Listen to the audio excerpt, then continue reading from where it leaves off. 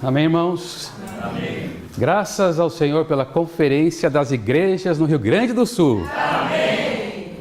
É com muita alegria que eu estou aqui entre os irmãos. Confesso que não conhecia o Rio Grande do Sul, primeira vez. E não tem melhor lugar para se visitar na cidade do que a casa dos irmãos, né? Amém. Do que estar com os santos. Amém. Então, eu queria agradecer a recepção, né, a comunhão e o amor que eu tenho sentido no contato com cada um de vocês. Amém. A vida da igreja é algo preciosa, né, que todos nós devemos dar muito valor, né? E eu tenho realmente apreciado a comunhão de todos vocês, tá? Muito obrigado. Amém. Louvado seja o Senhor. Amém. Eu queria, antes de iniciar aqui o nosso segundo tema, né, que é preparar-nos para a vinda do Senhor, crescendo em vida até a maturidade, né? Então, antes de começar esse tema, eu queria resgatar um pouco o sentimento da mensagem anterior, quando fala de Demas. Eu sinto que, de certa maneira, nós castigamos Demas, né? Malhamos Demas, porque ele abandonou o apóstolo Paulo, tendo amado o presente século. Mas eu creio que nós temos que perceber que Satanás tem as suas estratégias. Demas foi enganado, isso não significa que nós não podemos ser. Porque o mundo, irmãos, ele é atraente. Ele é atraente. E Satanás, ele é como um grande pescador que tem uma isca para cada peixe. Eu não sei se alguém aqui é pescador de fato, né? Mas o pouco que sei de pescaria, eu tenho consciência de que existem vários tipos de iscas para vários tipos de peixe. Tem gente que pesca com coração de frango. Tem gente que pesca com minhoca, que é o mais tradicional. Camarão, esse é o peixe baiano. Pescar peixe com camarão. Tem gente que pesca com queijo. Que tipo de peixe gosta de queijo, né? Olha lá. Que tipo de peixe que pesca, que come pão? É um peixe fora da dieta, né? Esse come pão. E assim, por diante, tem várias iscas para vários peixes. Então, pode ser que um de nós, né, exemplo do peixe ali, né, usando o exemplo do peixe, pode falar, mas que peixe tolo, comendo pão. Ou aquele comendo coração de galinha, né? Mas, entenda, Satanás tem uma isca para você, especial. Porque o mundo ele é como outro exemplo, um grande supermercado com vários departamentos. E um deles nos atrai. Pode ser que o que atrai você não atrai a mim, não atrai o outro irmão, mas sempre vai haver um que é atraente para nós e que vai nos pegar no contrapé. Então vamos perdoar Demas por enquanto e tomar isso como um exemplo para nós, né? Então, o que eu preciso fazer para não amar a presente era? Eu tenho que amar o Senhor. Amém. Louvado seja o Senhor. Amém. Eu gostaria de amar o Senhor como o Sulamita amava, né? Com aquelas declarações de amor, né, preciosas. Quando ela diz, o meu amado é alvo rosado, mais distinguido entre 10.000. Amém. O seu amor é muitíssimo doce. Amém. Ele é totalmente desejável. Amém. Nossa, quem não vai amar esse homem? Aleluia! Amém. Né? Mas a gente percebe que o nosso amor ainda não é suficiente. Então, de maneira prática, eu queria dizer para os irmãos que o amor, ele pode ser escrito com 5 letras. T-E-M-P-O.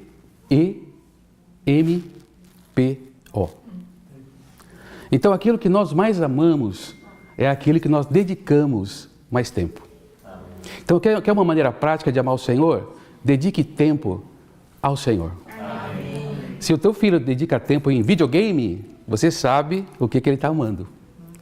Né? Se você dedica tempo no futebol, você sabe o que está amando. Então, assim, aquilo que nós dedicamos mais tempo é aquilo que nós mais amamos. Então, eu creio que essa é uma maneira prática da gente exercitar o nosso coração para amar só o Senhor. Amém. Louvado seja o Senhor. Amém. Muito bem. Então, vamos voltar ao nosso tema de hoje. Vamos repetir, então, o tema, lendo todos nós juntos. Aleluia. Preparamos para a vinda do Senhor, crescendo em vida até a maturidade. Amém. Preparar-nos para a vinda do Senhor, crescendo em vida até a maturidade. Eu pretendo que essa mensagem seja um pouco mais curta, irmãos. Eu tenho 4 itens para abordar. Alguns deles eu vou compartilhar com um certo encargo que o Senhor está me dando, mas os demais itens nós vamos ler, tá bom? Louvado seja o Senhor. Então, maturidade. Maturidade, irmãos, é crescimento de vida. Então, basicamente, a maneira que o Senhor tem de crescer em nós é quando Cristo é dispensado para nós. Dessa maneira a vida vai crescendo. Amém. Então o dispensar de Cristo é para crescimento da vida. Amém. Basicamente é isso. Mas o Senhor tem as suas maneiras, onde uma parte nós cooperamos e uma parte o Senhor tem a sua ação para fazer com que essa vida cresça. E é isso que nós vamos ver aqui. Vamos ler Algarismo Romano número 1, juntos. Em sua epístola, Tiago usa a ilustração de um lavrador aguardando com paciência o precioso fruto da terra. Amém. A base, então, é Tiago, capítulo 5, versículo 7. Vou ler aqui para os irmãos. Portanto, irmãos, sede pacientes até a vinda do Senhor. Eis que o lavrador aguarda com paciência o precioso fruto da terra, até que ela receba as primeiras e as últimas chuvas. Vou ler também o 8. Sede vós também pacientes, firmai o vosso coração, porque a vinda do Senhor está próxima. Aleluia. Então, essa porção de Tiago fala que o Senhor é como um fazendeiro, um lavrador, que aguarda com paciência os frutos da terra. Eu tive um pouco de experiência, não experiência de alguém que trabalhou na terra, mas de ver meus parentes trabalhando como lavradores na terra. E eu vi o empenho do meu tio quando tinha que fazer uma lavoura de milho, por exemplo, né? Então ele tinha lá um equipamento que ele colocava semente e saía pela terra, penetrando a terra e soltando a semente. Andando, penetrando a terra, soltando uma semente. E isso ele fazia uma distância muito longa, né? Um trabalho árduo, de sol a sol. E não somente isso, mas ao longo do processo de crescimento da lavoura, ele tinha que ir lá, tirar ervas daninhas, colocar agrotóxico, ele tinha que ter todo um cuidado para que aquilo crescesse saudável e pudesse produzir os seus frutos. Então o objetivo do lavrador é se deliciar com os frutos doces que aquela lavoura poderá produzir. Isso traz satisfação para ele. E aqui Tiago fala que nós temos que ter paciência. Então, do nosso lado, nós temos que ter paciência para a volta do Senhor. O Otmani, ele tem um hino que fala assim: Senhor, tantos anos já passaram e ainda não vieste, ó Senhor. Até quando temos que esperar a tua vinda? Então existe um anelo, um desejo de que o Senhor volte, mas até que Ele venha, nós temos que ter paciência. Mas do lado de Deus, Ele também tem paciência para esperar que a vida cresça e nós nos tornemos maduros. Então, irmãos, a maturidade é uma exigência da palavra de Deus para que nós nos encontremos com o Senhor. Louvado seja o Senhor. Nós vamos ler alguns versículos que falam mais fortemente sobre isso. Vamos ver o algarismo A. O Senhor Jesus é, na verdade, o verdadeiro lavrador, o único lavrador. Item B. Enquanto aguardamos com paciência a vinda do Senhor, Ele, como verdadeiro lavrador, está aguardando com paciência amadurecermos em vida como as primícias e a seara da terra. Então o Senhor, Ele é o verdadeiro lavrador. Na sua primeira vinda, irmãos, Ele veio como semeador. Então lá em Mateus capítulo 13, nós lemos: e o semeador saiu a semear. E ele semeou a palavra do reino no coração dos homens. E essa palavra é Ele mesmo. Ele se semeou como a semente da vida no coração dos homens. E hoje passados perto de 2000 anos, irmãos, e nós sabemos, estamos na plenitude do tempo. Quem é bom para olhar os sinais dos tempos está percebendo que nós estamos muito próximos da volta do Senhor. Então há uma ardente expectativa do nosso lavrador celestial de fazer a sua colheita e recolher os seus frutos doces para a sua satisfação. Então os frutos têm que estar maduros. Deus exige de nós a maturidade.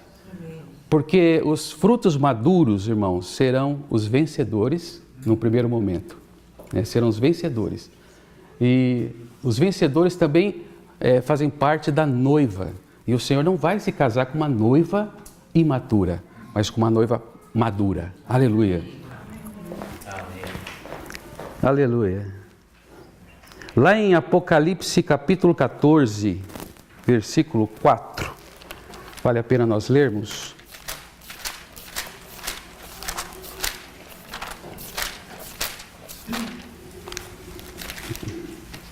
Apocalipse 14, versículo 4,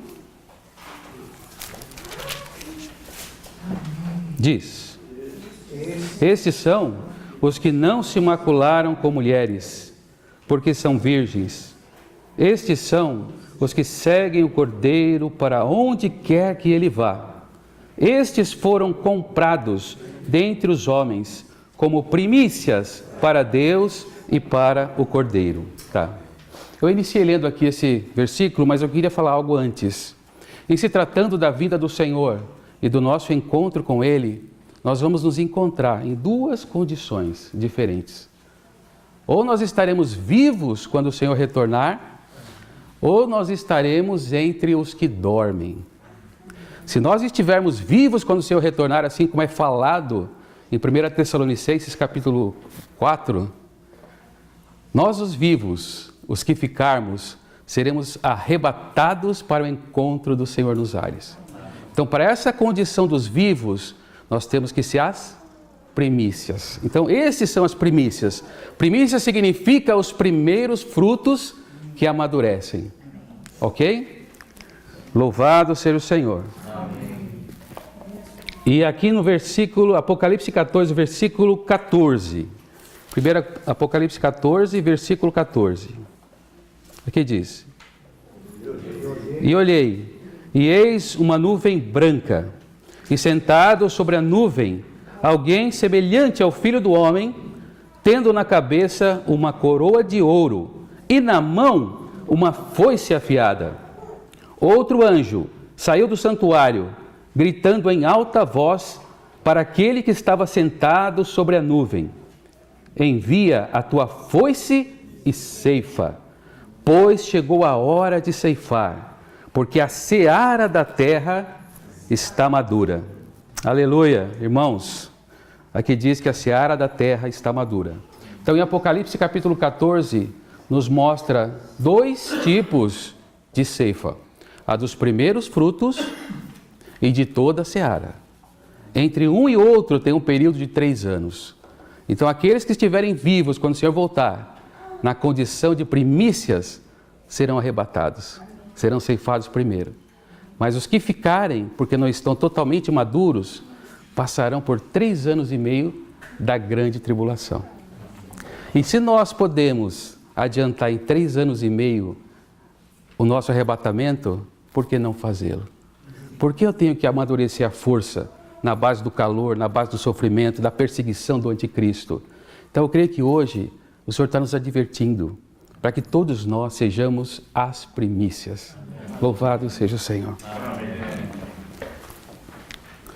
Irmãos, nessa questão das primícias, dos que serão arrebatados quando o Senhor voltar, nós temos em Mateus capítulo 24 uma palavra muito importante, muito interessante.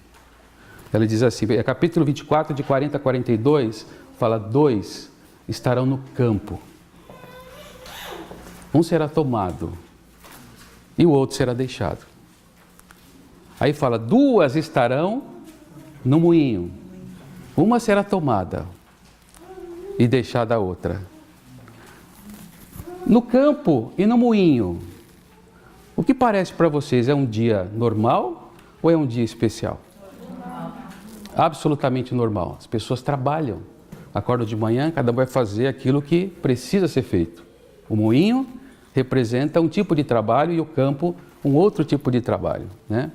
Então eu lembro que no passado eu via muitos quadros assim, tentando mostrar a vinda do Senhor Jesus, em que tinha várias pessoas vestidas de branco com as mãos para cima e lá no céu uma nuvem com o Senhor e muitos anjos chegando, né? Nós não vamos ter isso de verdade. Aquele quadro pode ser muito bonito, ficar lá na parede, mas não é verdade, né? A vinda do Senhor ninguém sabe quando vai ser, ninguém sabe nem o dia e nem a hora. Então a palavra que o Senhor dá para nós em relação a isso é: vigiai. Vigiai, pois.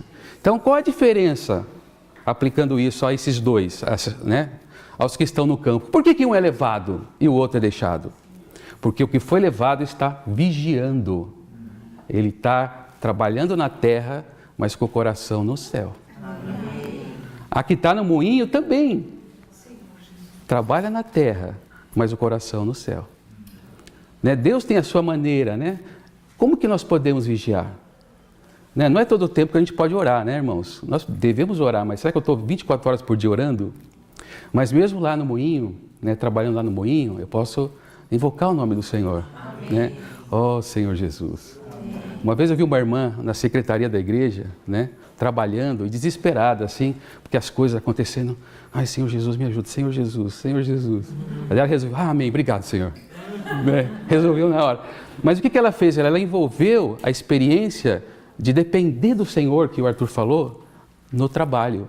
Então, irmãos, nós temos grandes oportunidades de vigiar naquilo que nós estamos fazendo, quer seja no campo, quer seja no moinho, para que quando o Senhor vier, nos encontrar preparados, né? Vigilantes. E curiosamente, ainda dentro desse mesmo encargo, tem um versículo em Lucas 17. Lucas 17 é o único que fala sobre isso. Ele diz: 2 estarão numa cama, um será levado e o outro deixado. Eu não quero dizer que do casal um vai ser levado e deixado o outro, né? Seria muito doloroso ter que pensar isso. Pode ser que os dois sejam levados, né? Mas eu achei interessante isso, né? Existem 2 homens, existem duas mulheres, existe um casal nessa experiência. E o fato de estar na cama, para mim, pode indicar, isso não é ensinamento, é só a minha percepção. Pode indicar que quando o Senhor voltar, se Ele voltar aqui para nós durante o dia, lá no Japão vai ser de noite. O pessoal vai estar dormindo, né? Mas o fato é, né, irmãos, mesmo entre casais, nós temos que um encorajar o outro a estarmos vigilantes. Né? Se o irmão está meio desapegado, meio afastado, a irmã que está mais, né, ligada no Senhor, gastando tempo no Senhor, encoraja o teu marido. Né? E aí, meu marido, vamos ler junto a palavra? Vamos desfrutar o Senhor juntos? Vamos orar juntos? Então, um encorajando o outro, para que de fato, quando o Senhor voltar, os 2 sejam arrebatados e fiquem só os pijamas ali, né? Aleluia. Amém. Muito bem, então isso é para aqueles que estiverem vivos quando o Senhor voltar. Eu digo para vocês, e se nós viermos a dormir no Senhor? Porque aconteceu isso com vários irmãos, né? O irmão Otmani que falou: Senhor, porque ainda não te mostras? Porque o céu selado estará? Volta, Senhor! E ele tinha aquela expectativa tão forte da vida do Senhor, que se ele virasse a esquina, ele achava que o Senhor estava lá, esperando ele, né? Tanto era o anelo que ele tinha. Mas, por fim, o irmão dormiu no Senhor. De certa forma, já voltou para ele, né? Mas que lições isso traz para nós, se nós viermos a dormir antes do tempo? Então, para isso, nós temos a parábola das 10 virgens.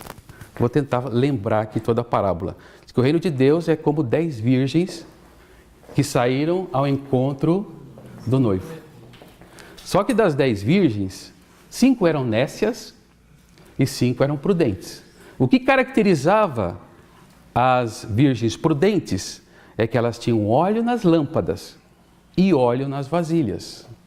Enquanto que as virgens nécias, elas tinham óleo na lâmpada, mas a vasilha estava faltando. Então, o que é a lâmpada? O espírito do homem é a lâmpada do Senhor. Então, nós estamos falando de 2 pessoas aqui, 2 virgens aqui, que representam aqueles que foram salvos, que já têm óleo nas lâmpadas, né? Então, o que são as vasilhas? As vasilhas representam a alma. Então, irmão, o processo de salvação completa de Deus começa no Espírito, quando nós cremos. Mas a nossa salvação não acaba ali, né? Desenvolvei a vossa salvação em temor e tremor. Então, a partir do Espírito, Ele quer expandir para a nossa alma, quer ocupar a nossa emoção, a nossa vontade e a nossa mente. Então, Ele quer ocupar toda a nossa alma.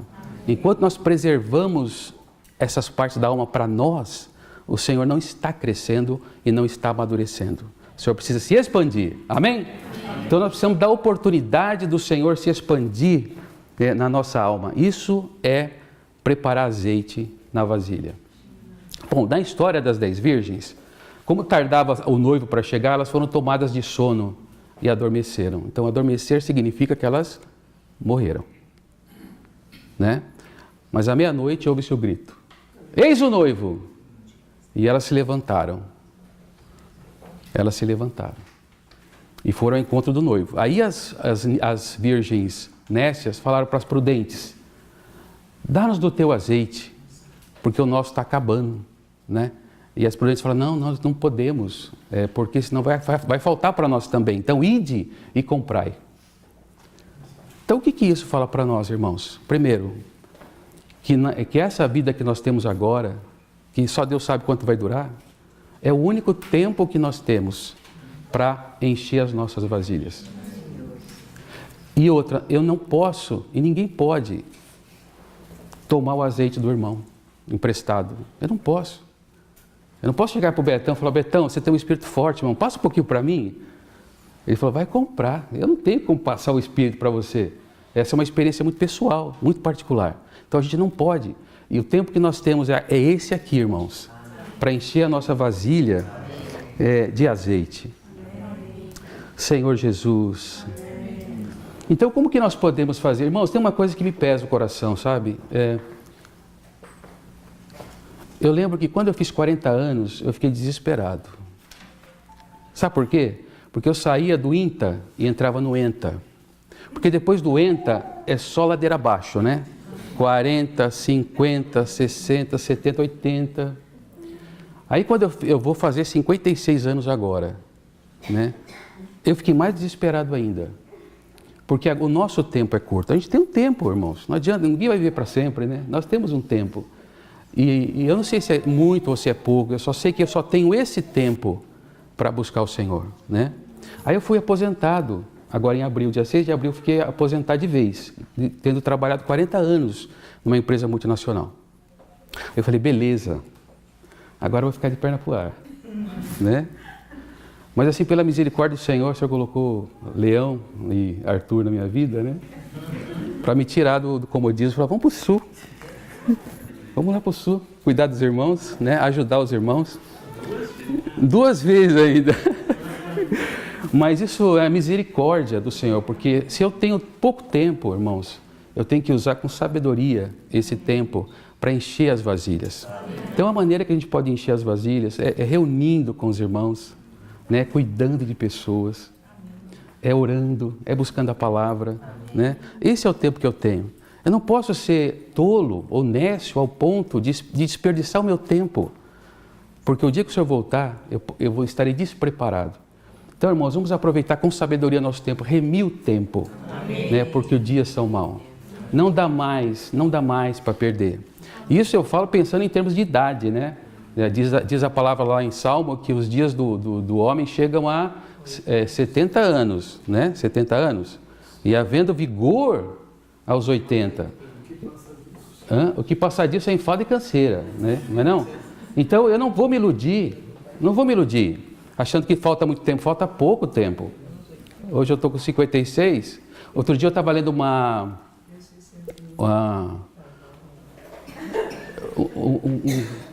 sobre o Spurgeon, H. Spurgeon, né? Foi um homem de Deus muito precioso que deixou um material maravilhoso, né, para nós, assim, edificante. Aí eu vi que ele tinha morrido com 57 anos. Falei: o quê? Eu tenho 56, ele morreu com 57, quer dizer que se eu fosse ele, eu ia viver só 1 ano. E ele deixou um material tremendo ali. Eu falei: o que eu fiz? Não fiz nada. A quem eu levei ao Senhor? Quantos eu levei ao Senhor? Né?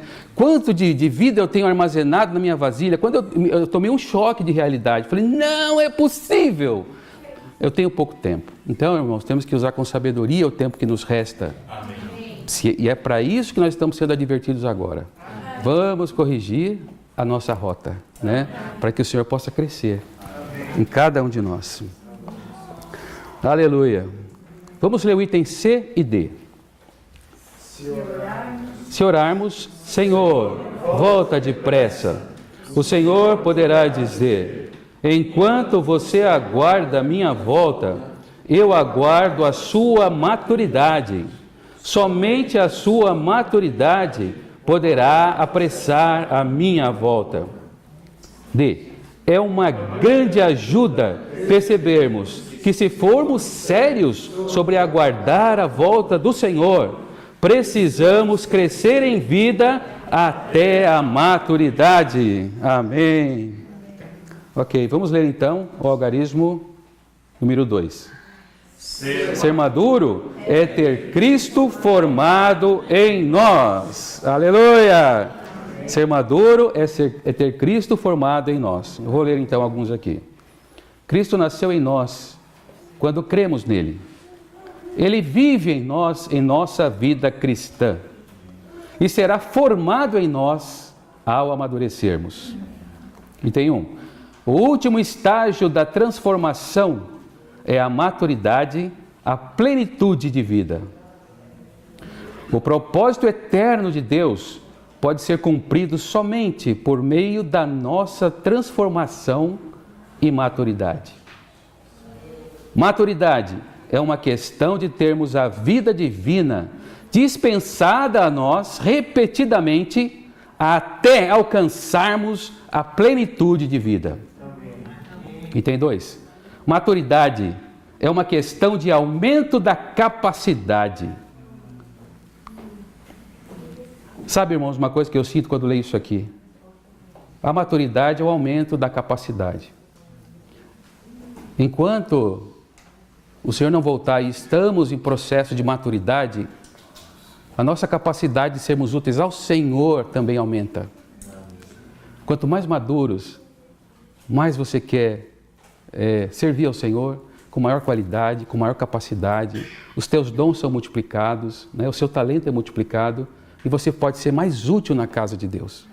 Então isso aumenta a nossa capacidade. Então não é em vão que estamos amadurecendo. Não é só, né? Não é só para sermos arrebatados e sermos as primícias e sermos vencedores, mas também nesse percurso aumentar a capacidade para servir o Senhor, para sermos úteis ao Senhor, para que através de nós a igreja seja edificada, irmãos sejam restaurados, reavivados, encorajados, e depois nós vamos ver um modelo muito bom sobre isso, tá? Ok. Item A. Maturidade em vida é a somatória das disciplinas recebidas do Espírito Santo. Isso aqui é um ponto importante. Lá em Hebreus capítulo 12, fala da correção que vem do Pai. Que o Pai corrige a todo filho que ama. E disciplina, né? A todo aquele que recebe. E nós participamos, irmãos, como filhos de Deus. Então é natural que Ele queira nos disciplinar muitas vezes. E esse processo de disciplina é uma ferramenta que Deus tem para nos amadurecer. Porque quando nós somos disciplinados, né, eu disse para os irmãos no início que crescimento de vida é Cristo crescendo em nós. Mas se falta espaço para Cristo crescer, é porque tem alguma coisa sobrando. Ainda tem muito do ego, ainda tem muito orgulho, ainda tem muito do homem natural, das nossas coisas, que ocupam espaço de Cristo. Então Deus tem um trabalho a fazer aqui, essa é a parte dele. A minha parte é mais suave, a minha parte é buscar o Senhor, orar, desfrutar, a minha parte é doce. Agora a parte que vem de Deus é um pouco mais amarga, porque é disciplina, Então Hebreus fala que todos nós participamos da disciplina de Deus. Eu acho que eu posso falar aqui já. Tem um hino que nós cantamos, que eu vou ser honesto, né? Eu tinha muito medo de cantar.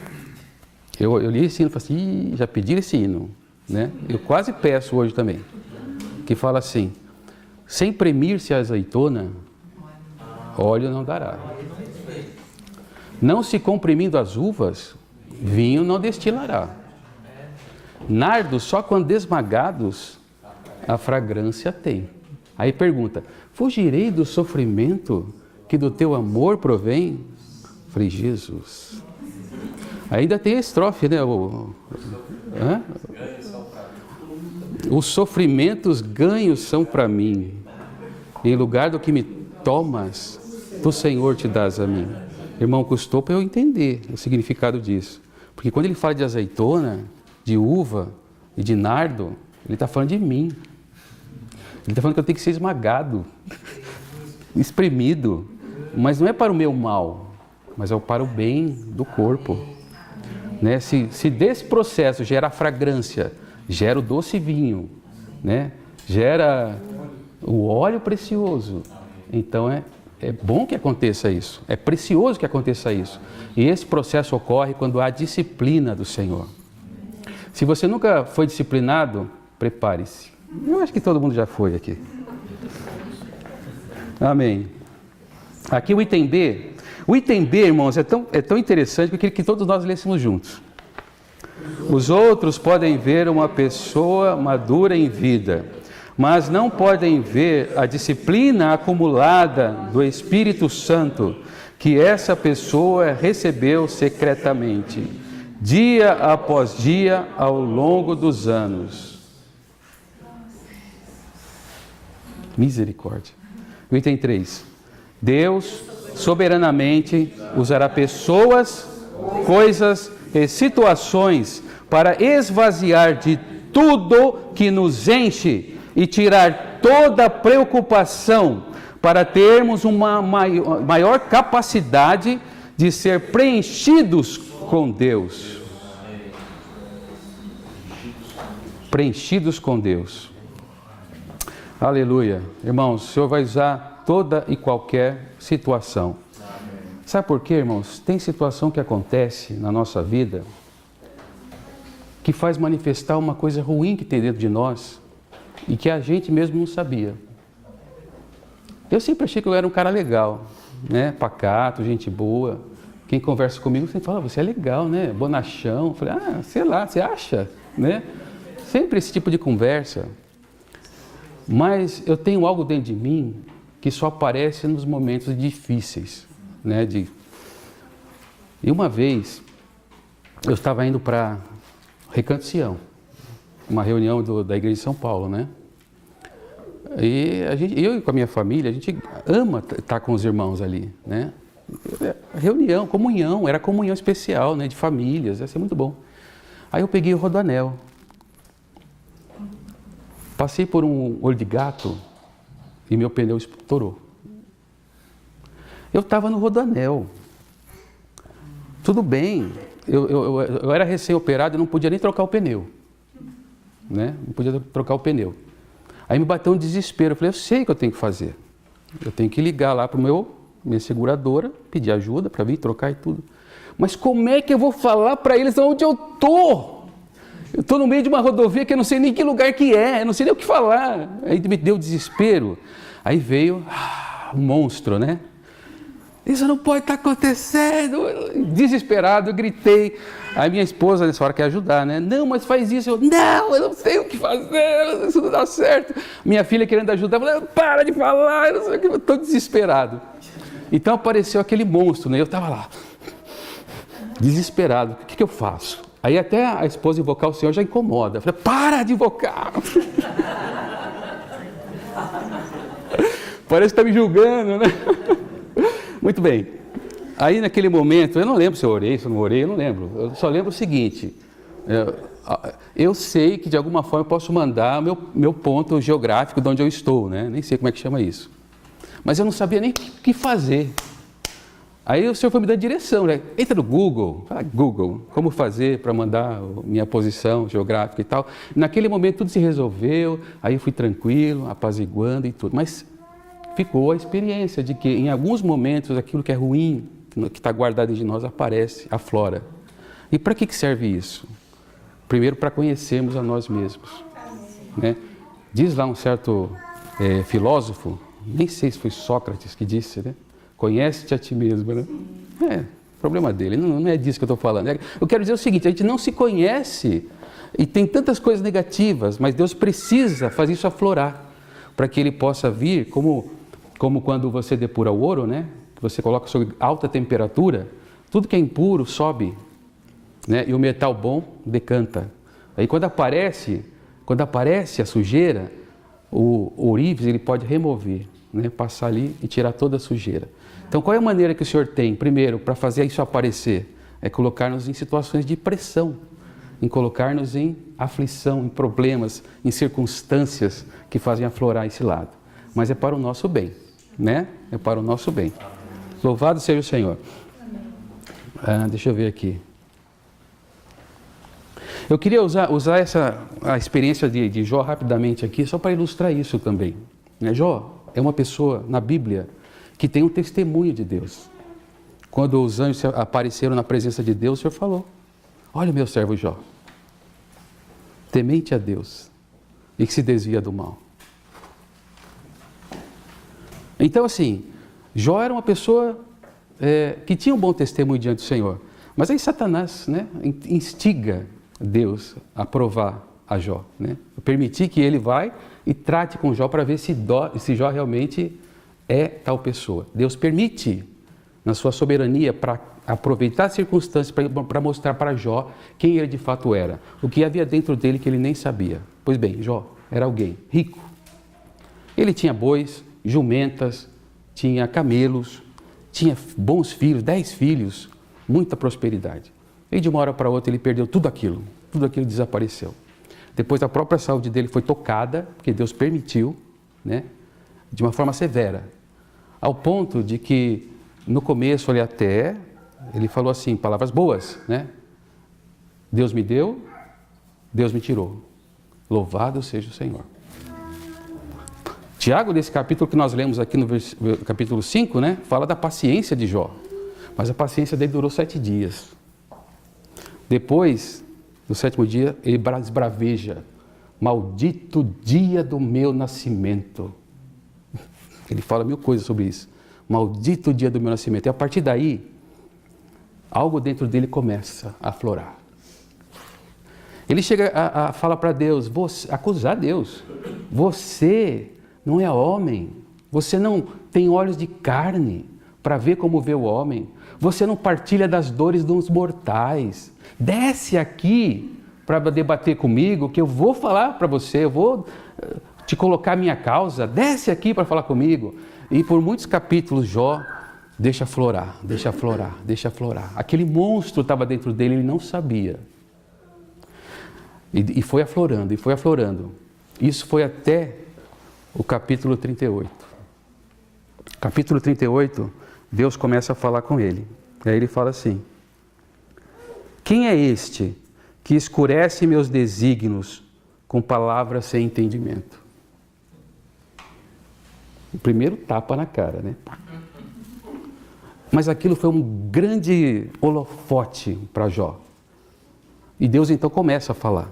E dentro do falar de Deus, ele mostra que aquilo que estava dentro de Jó era um monstro, era um leviatã. E ele não sabia. E aquilo aflorou. E Deus continuou falando, e falando, até o capítulo 42. Então, grande luz sobre Jó. Grande luz. No final do capítulo 42, lá no capítulo 42, quando Jó começa a falar, aí você já vê outro sujeito. Aquele arrogante, que blasfemava, né, do dia do seu nascimento, que pedia para Deus discutir com ele, já tinha outro temperamento. Falou: olha, né, o Senhor falou, eu te perguntarei e tu me responderás. Então, deixa eu falar, né? Eu te conhecia só de ouvir falar, mas agora os meus olhos te veem, né? Por isso me arrependo no pó e na cinza, me abomino no pó e na cinza. Então aquele primeiro Jó lá do capítulo 1, que era temente a Deus e que se desviava do mal, não estava perfeito ainda. Perfeito é maduro, né? Não estava perfeito ainda. Mas agora no final do capítulo, você vê um Jó quebrantado, mas feliz. Porque ele falou, agora os meus olhos te veem. E depois disso, Deus restaurou totalmente a vida dele. Então, todo esse trabalho que Deus teve foi só para levantar a sujeira e poder limpar. Então, isso, irmãos, é o que acontece nas nossas experiências. Então, reforçando aqui, Deus soberanamente usará pessoas, coisas e situações para nos esvaziar de tudo que nos enche e tirar toda a preocupação para termos uma maior capacidade de ser preenchidos com Deus. Então, em lugar do que me tomas, tu, Senhor, te dás a mim. Aleluia. Muito bem. Sim, irmãos, tem mais uma coisa. Nada é por acaso, né? Nada acontece por acaso. Nenhuma situação difícil vem a nós e é por acaso. Tudo coopera para o bem daqueles que amam a Deus. Às vezes eu li esse versículo e eu achava que era o meu bem-estar. Tudo coopera para o bem. Então, tudo que acontecer, eu vou sair na boa depois. Tranquilo, né? Mas, na verdade, não é o nosso bem-estar. É o bem de Deus, que quer a nossa edificação e a nossa maturidade, né? Esse é o bem de Deus. Aleluia. Item B. Eu vou ler o item B todo aqui, irmãos. É necessário que Cristo seja formado em nós para amadurecermos na filiação divina e sermos filhos maiores de idade. Desde que fomos regenerados, o Senhor tem trabalhado em nós a fim de termos a sua imagem. Item 2. Quando o Senhor tiver trabalhado plenamente sua imagem em nós e for plenamente expressado por nós, seremos maduros em vida. Item C. Por seu uso no Novo Testamento, a palavra maduros refere-se aos crentes serem plenamente crescidos, amadurecidos e aperfeiçoados na vida de Deus que eles receberam quando foram regenerados. Item 1. Nunca devemos estar satisfeitos com nós mesmos, mas devemos buscar crescer e amadurecer na vida de Cristo. Precisamos avançar, ser levados adiante até a maturidade, esquecendo-nos das coisas que para trás ficaram e avançando para as que estão adiante, buscando desfrutar e ganhar Cristo ao máximo para o desfrute pleno de Cristo no reino milenar. Tem 2. O pré-requisito para a maturidade na vida espiritual é crescer continuamente na vida divina. Amém. Item 3. O resultado final do crescimento e amadurecimento dos crentes na vida de Cristo é a condição de homem maduro. A igreja, como o corpo de Cristo, crescendo para tornar-se um homem maduro. Eu queria, sim, ler esse versículo de Efésios, que eu acho muito importante. Efésios capítulo 4.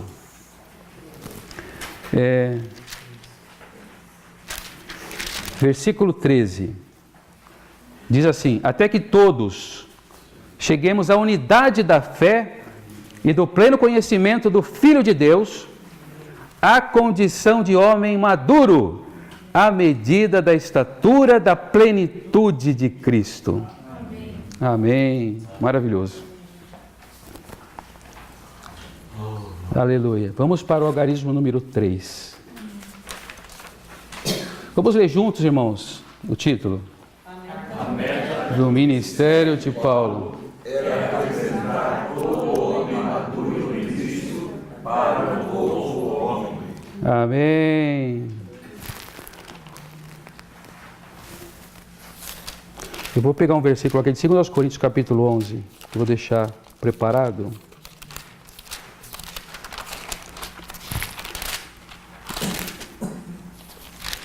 Senhor Jesus, amém. Aleluia, irmãos. Eu vou ler primeiro o item A e o item B. A palavra grega para maduro, em 1:28, também pode ser traduzida como perfeito, completo ou amadurecido. Item B. O ministério de Paulo era dispensar Cristo aos outros, para que eles fossem perfeitos e completos, amadurecendo em Cristo até o crescimento pleno. Aleluia. Então eu queria pontuar aqui, irmãos, que o apóstolo Paulo, né, ele tinha esse encargo de dispensar Cristo, mas ele também foi alguém que passou pela disciplina de Deus, que passou por circunstâncias que o amadureceram. Eu queria ler um versículo que fala muito sobre essas experiências de Paulo, né? Esse versículo é 1 Coríntios capítulo 11, versículos 25, né? Olha a experiência de Paulo, que legal. 3 vezes fui açoitado com varas. Alguém já foi açoitado alguma vez? Opa! Uma vez apedrejado. 3 vezes sofri naufrágio. Uma noite e um dia passei em alto mar. Em jornadas, muitas vezes. Em perigos de rios, em perigos de salteadores, em perigos entre os do meu próprio povo, em perigos entre gentios, em perigos na cidade, em perigos no deserto e em perigos no mar, em perigos entre falsos irmãos, em labuta e fadiga, em vigílias, muitas vezes, em fome e sede, em jejuns, muitas vezes, em frio, aqui está muito frio, né? No Rio Grande do Sul. Mas o frio que Paulo passou não é igual ao nosso, né? Em frio e nudez. Além de outras coisas não mencionadas, há o que pesa sobre mim, a preocupação com todas as igrejas. Irmãos, assim, o apóstolo Paulo, ele tinha uma condição muito favorável antes dele se converter, né, ao Senhor. Ele era cidadão romano, que ganhou a cidadania de nascimento. Ele era cidadão romano. Ele era fariseu dos fariseus, ensinado aos pés de Gamaliel. Contava com o respeito dos sacerdotes e sumos sacerdotes daquela época. Então era uma pessoa que estava com a vida mansa, digamos assim, né? Até que ele teve aquela visão. Quem és tu, Senhor? Né? Que a luz apareceu para ele, porque me persegues? Então aquilo virou a vida de Paulo de ponta cabeça. E ele considerou tudo aquilo como refúgio, por causa da sublimidade do conhecimento de Cristo. Então, de perseguidor, ele passou a ser perseguido. E aí segue-se uma série de experiências traumáticas e dolorosas para o apóstolo Paulo. Fora tudo isso que nós acabamos de ler, eu sempre gosto de mostrar, né, alguns pontos que mais são significativos para mim, né? Tem uma que ele fala que ele foi apedrejado e dado como morto. Olha que situação, apedrejado e dado como morto. Depois nós vemos o naufrágio que ele vai em direção a Roma, o navio naufraga. Que situação, irmãos. Mas claro que tudo ali o Senhor tinha, né, preparado e ordenado, mas é um sofrimento, naufrágio. Aí ele vai lá na ilha de Malta, né, está mexendo lá nos gravetos, parece uma serpente que sai grudada no dedo dele. Gente, misericórdia, uma serpente. Quer dizer, assim, uma série de sofrimentos que ele começou a sofrer por causa do Senhor, por causa do corpo de Cristo. E ele fala depois que ele sofre o que resta das aflições em favor de Cristo e em favor do seu corpo. Então ele está super feliz. Só que com tudo isso, irmãos, com todas essas experiências, tem um resultado. O Paulo maduro, né, que ele diz, aprendi, lá em Filipenses, né? Aprendi já o segredo de viver contente em toda e qualquer situação. Nossa, o que é aprender, gente? Aprender é a disciplina que ensina, né? Educa. Eu aprendi a viver contente. Aprendi com as circunstâncias, o Senhor me ensinou, né? Tem outro também que ele fala, aprendi a confiar no Deus que ressuscita os mortos. Amém. Da onde vem esse aprendizado da experiência, né, de quase perder a vida? Eu aprendi a confiar no Deus que ressuscita os mortos. Então, quem é o Paulo? Que Paulo se tornou? Ele se tornou alguém que supria Cristo. Quem não foi provado, né? Por isso que nós lemos aqui, né? A gente vê uma pessoa madura e acha que ele é assim, ele é maduro. Você não vê o que ele passa, as circunstâncias, as dores, os sofrimentos que moldou, que esculpiu aquela pessoa preciosa. Você não vê isso, mas ele sabe, né? Senhor Jesus. Senhor Jesus. Lá em Atos capítulo 20, né, você vê um Paulo já amadurecido, se despedindo dos irmãos da igreja em Éfeso. Então ele fala assim: eu estou limpo do sangue de vocês, porque eu não cessei de anunciar coisa alguma proveitosa a vocês, quer seja publicamente, quer seja de casa em casa. E vocês sabem que durante 3 anos eu não cessei de admoestar a cada um com lágrimas. Então ele diz assim: eu me dei por completo por vocês, eu me derramei por vocês, né? Eu dispensei o máximo que eu pude de Cristo para vocês, e daqui em diante vocês não vão ver mais a minha face, eu vou embora. E aí entrega os irmãos a graça de Deus, né? Mas ele mostra, nós vemos aqui um Paulo como resultado, né? Alguém com a capacidade ampliada, alguém que fez tudo o que ele podia fazer em prol do corpo de Cristo, para abençoar os irmãos, né? E esse é o resultado da disciplina de Deus. Por isso que eu digo, nada é por acaso, né? Ainda recorrendo um pouco àquele exemplo que nós demos no início da lavoura, né? Paulo também diz que, em 1 Coríntios, né? Eu plantei, Apolo regou, mas o crescimento vem de Deus. Então toda a responsabilidade de crescer e amadurecer não é minha, é dele. Ele é que faz crescer. Mas tem pelo menos 2 coisas que a gente pode participar, né? Alguém planta e alguém rega, né? Hoje nós viemos aqui, né, nas igrejas do Rio Grande do Sul para regar vocês. E regarmos a nós mesmos, né? E na comunhão de vocês eu sou regado também, né? Eu sinto que a vida cresceu um pouquinho mais, porque vocês colaboraram, regando. Então o que a gente pode fazer para cooperar? Nós podemos regar uns aos outros, né? Não vamos nos esquecer disso. Paulo usou toda a oportunidade que ele tinha, né? Se gastou e se deixou gastar em prol da vida de alguém. Né? Toda a vida que ele tinha, ele despejou. Tanto que na morte dele, ele falou assim: estou sendo dado por libação. Libação é aquele vinho que era colocado na oferta para aumentar o fogo. Então ele está dizendo: com a minha partida, o fogo vai aumentar. Eu estou dando, né? Então, irmãos, tudo para nós, irmãos, é para cooperar com o Senhor, para edificar o corpo de Cristo. E é isso que a gente faz, levando os irmãos ao Senhor. Eu não posso fazer nada, eu só posso regar.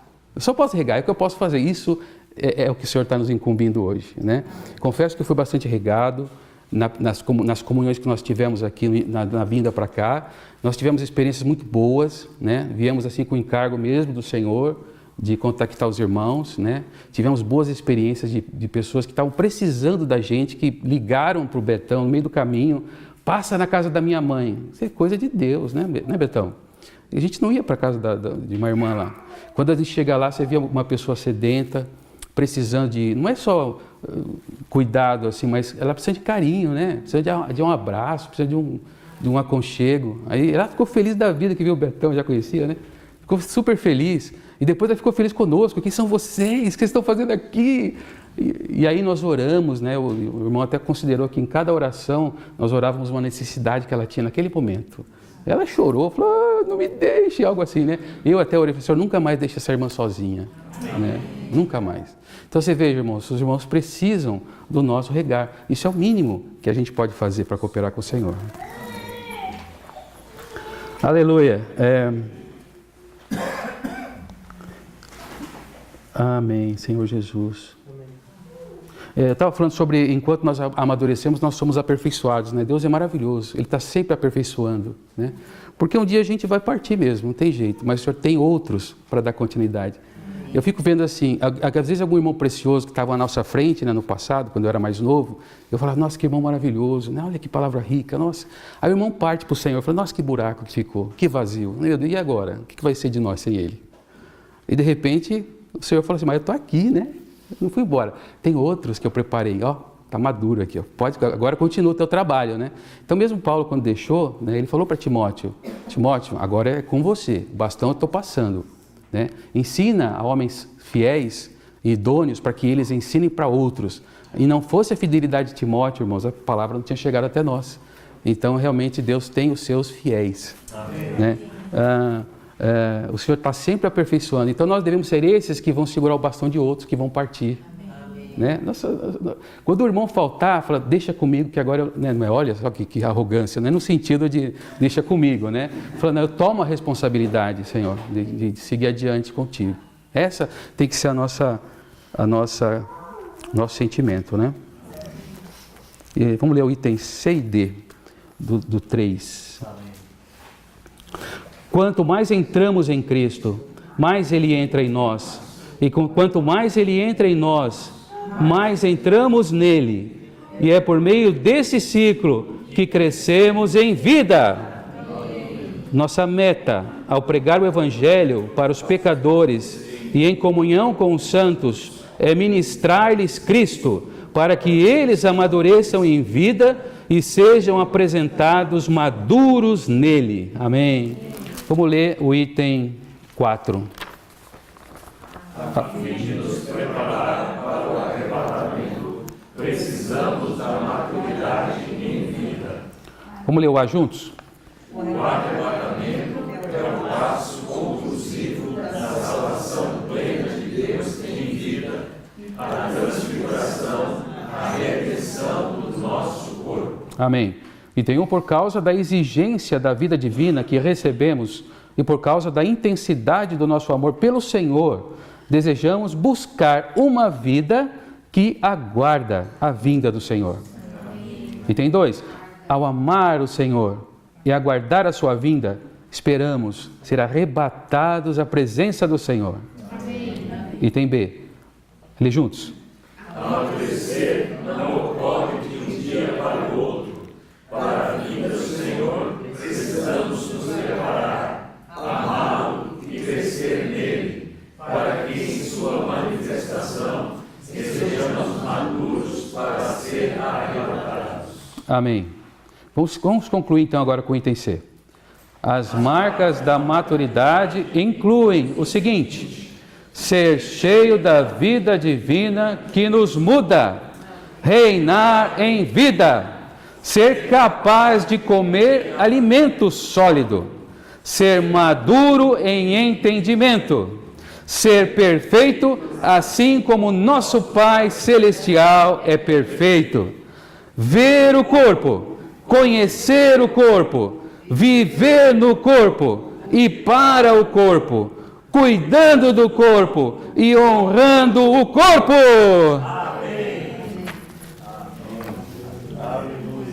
Amém, santos.